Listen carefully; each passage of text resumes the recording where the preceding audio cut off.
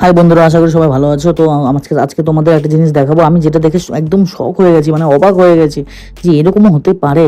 তো আমার মা আমাকে ডেকে বলছিল একটু বাড়ির লাইনটা চেক করতে, প্রবলেম হচ্ছে।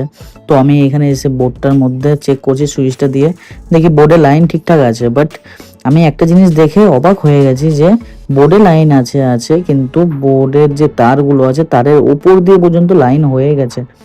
তো দেখো আমি চেক করছি আস্তে আস্তে। তো আমি তো পুরোপুরিভাবে শক হয়ে গেছি যে এইরকমও আবার হতে পারে।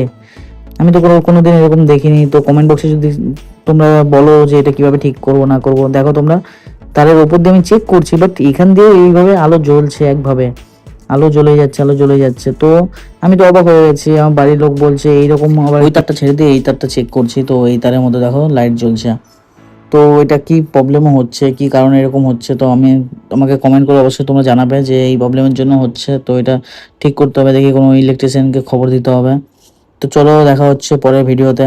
চলো, টাটা, বাই বাই, সবাই ভালো থেকো।